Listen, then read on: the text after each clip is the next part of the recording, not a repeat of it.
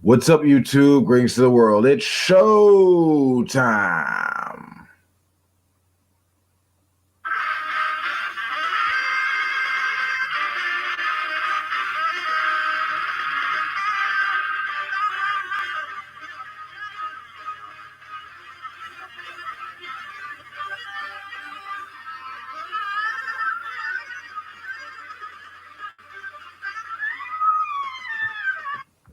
Welcome. This is Wolf King's Vids, and I'm your host, Wolf King. Okay, we're going to be talking about this conspiracy theorist slash radio host, Chris McDonald. He's going to talk about the Ahmaud Arbery case and how it's apparently a false flag of some kind. We got the clip up for you right now. Give it a look. Let's watch.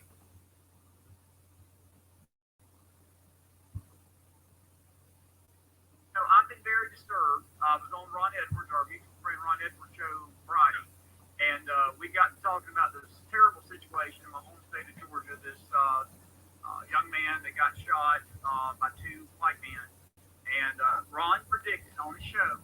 He literally predicted it, and I knew it was going to happen over the weekend, and it did. Yeah, they're talking about the Ahmaud Arbery case of the 25-year-old man that was shot and killed by two white men. Their names, let's see, Gregory McMichael. That's the senior guy who was a former cop, and his son Travis McMichael. Okay. Uh, he was killed while jogging.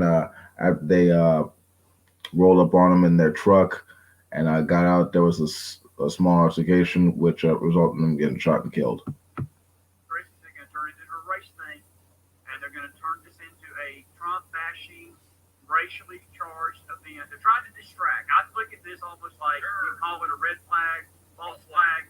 It's like it's not that it didn't happen, but it was a distraction to get our attention off of what you have just been talking about for the last 30 minutes. They're trying to change the narrative. Change the narrative, and the mayor of Atlanta comes out and says that Trump's rhetoric is what led to this, and then you've got MSNBC and everybody. Then you got this rapper, literally, that calls the black people need to arm this. I don't think it's really a far stretch to say that Trump's rhetoric could be a factor in this. I mean, he has said some pretty disparaging things about the black community. He said that the black community is in terrible shape. He said that for the most part, it's rat infested and crime ridden. You can't go to any prominent black area without being shot or something like that. He cited statistically inaccurate tweets on Twitter about black crime rates, and they were debunked. So yeah, I can see how his incendiary rhetoric could be something of an influence on the more extremist type of people in the United States. The vanilla ices, folks. The vanilla ices they're talking about are you out there that are white, okay? And I'm not making this into a racial thing. This is a justice thing. Wait, hold on. What now? About are you out there that's the vanilla ices, folks? The vanilla ices they're talking about are you out there that are white, okay? And I'm not making. Oh, he said Vanilla Isis. I thought he was talking about the rapper Vanilla Ice. Oh, but I'm about to say it's kind of Vanilla Ice is telling black people to arm themselves. Like, what the fuck? It was crazy. This is a racial thing. This is a justice thing to be marked. If the investigation by the Department of Justice determines that these two men acted recklessly and they killed that boy, they need to be held to the account of the law. 25-year-old man, a boy, really? But it's not a race thing. Yeah. Your subconscious is definitely dripping out. Number one. Number two, if the DOJ is going to put this as a hate crime, then they need to go back, and they need to look at every single time that this has been in reverse when you've had. Just going back to this whole thing being a potential false flag. Just so we're clear, there were no charges actually filed against these guys, Gregory and Travis McMichaels, for months until video evidence was produced fairly recently, which urged prosecutors to send it to the grand jury and sparked the outrage that we're seeing in the United States and in the media right now. So, if this was a false flag, I mean, I would imagine this case going out fairly quickly, like literally days after this happened. But I mean, this is all conspiratorial crap anyway. So let's just go on. Black people shooting white people, and let's look about seeing that being a hate crime too. Because every time something like this happens, that's what the left wants to do. They want to call it a hate crime. And folks, people in Chicago, can I just tell you folks in Chicago, you got black people shooting black people every weekend, folks. You got black people shooting white people every day. And white people shoot black people. Yeah, except by overwhelming percentages, whites tend to kill other whites, similarly to how blacks tend to kill other blacks. These rates are fairly the same. These trends have been going on for decades. So, not sure what you're doing mentioning Chicago there, mentioning Chirac, but anyway. People, it's not a matter of skin; it's a matter of sin. It's murder. It don't matter what color your skin is, and you need to pay according to the law. Your skin color does not matter. You know why it don't matter? Because when that Lady of Justice, when they put that statue up and they built that Lady of Justice, she's got something on her face called a blindfold. She's blind. She don't care whether you're red, white, yellow. So there's no systemic bias. There's no systemic racism in the criminal justice system because of a statue with a blindfold.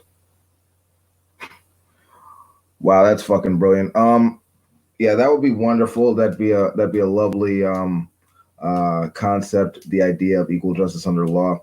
Except we have studies that show that Black Americans are actually sentenced to more time for committing the exact same crime as a white person. And this is literally all factors being equal. When controlling for age, education, weapon possession, criminal history, and so forth, blacks tend to get more, far harsher punishments, far harsher sentences than compared to white people.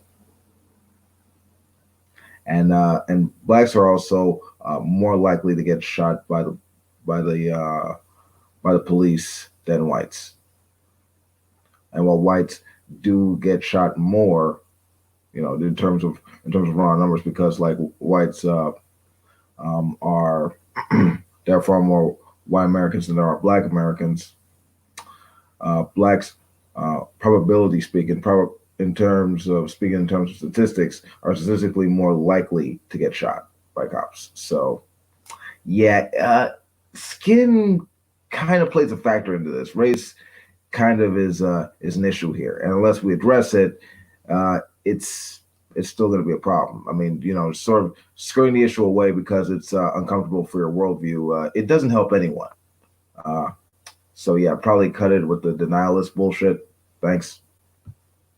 Brown, green, in between, and everything under the sun. That law works the same. It should work the same no matter what. Don't let them do this to our nation tonight, folks. It's a farce. It's a false flag, and they're using it to destroy one Donald John Trump. And you cannot let them do that. What say you, buddy? They're trying to start a civil war in this country, a race war, civil war. They're trying to spark anything that they can right now to start riots or this and the other to literally stop the election in November. And we just cannot fall for it right now.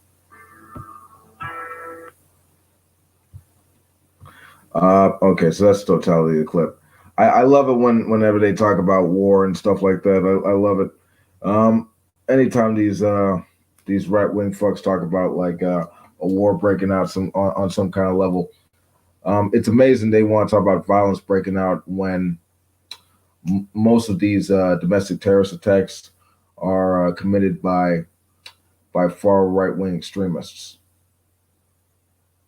particularly white supremacists. And white supremacists love the hell out of Trump. And I think it's kind of disingenuous to say that Trump's rhetoric doesn't have some kind of influence here. I mean, he might not have co-signed directly on what these two guys did, but the reality is he has disparaged the black community as being this crime-ridden, place that he's just ready to help make great again for some reason.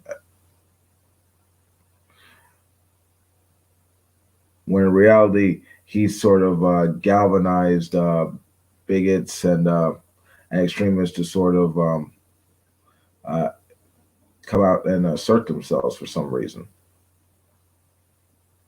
And honestly, it is really tragic that this young man had to die. I mean, this guy's like 2 years, he was 2 years younger than me. Like he's 25, I'm 27, and it's sad that we have to see innocent lives lost to address the issue of systemic racism within this country, within the criminal justice system, and just overall in society.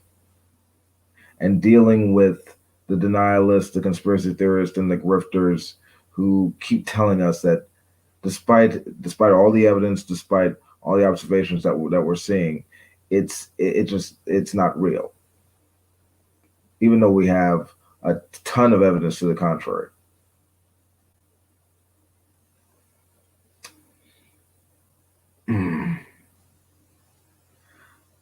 Honestly, I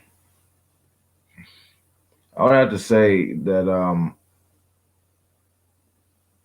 I would just have to let the facts decide for themselves.